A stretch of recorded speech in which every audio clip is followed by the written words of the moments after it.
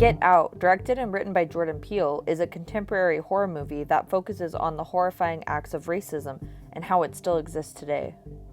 From stereotypical comments, interracial relationships, racial profiling, cultural appropriation, the director's objective is to make sure that the audience, in particular white people, attempt to understand and empathize with the horrors of what Black people go through every day.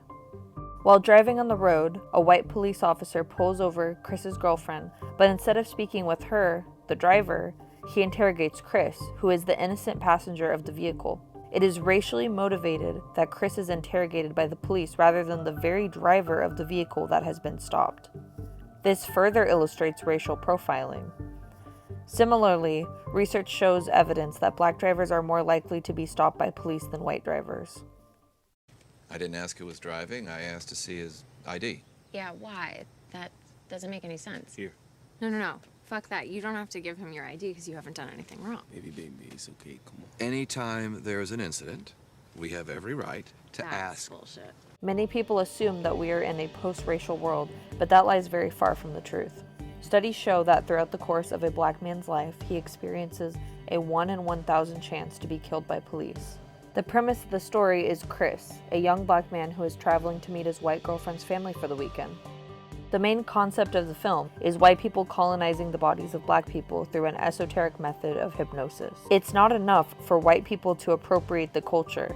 They want to steal and own their bodies and brains. This movie takes it to a more heinous level. In the text Unspeakable Images, Ethnicity and the American Cinema, Stam states, the same person within a Bakhtinian perspective can be transversed by a racist and by an anti-racist discourse and a racist behavior, or vice versa.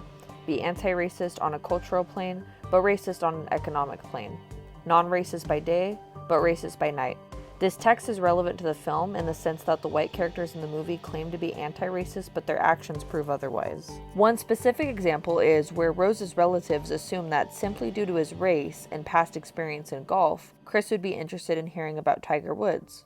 This same man also states, Black is in fashion. By making this statement, he is trivializing the centuries of slavery and racist structures which Black people have had to undergo. One of the most chilling clips in this entire film is the ending. The scariest and most depressing point of the film is where Chris sees the red and blue headlights of the police car. The viewer thinks it's over for Chris.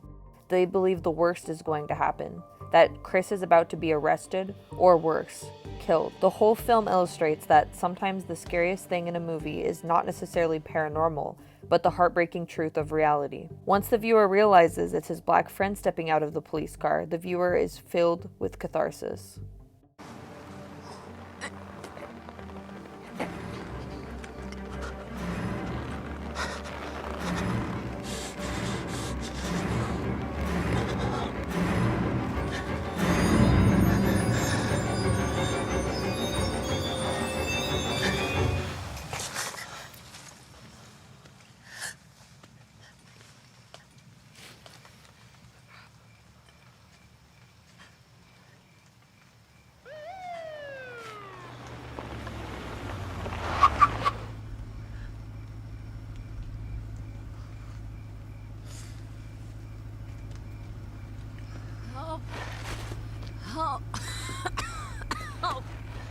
Help me.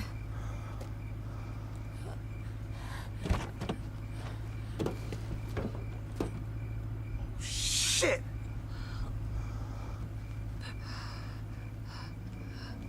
Chris!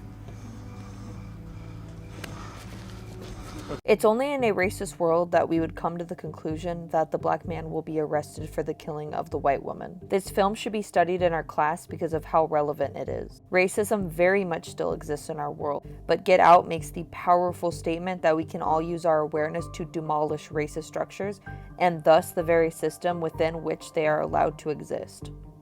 If we want to eradicate racism, we have to work on it in all forms because it all contributes to the same outcome, a society where Black people are systematically oppressed, and it's time to change that.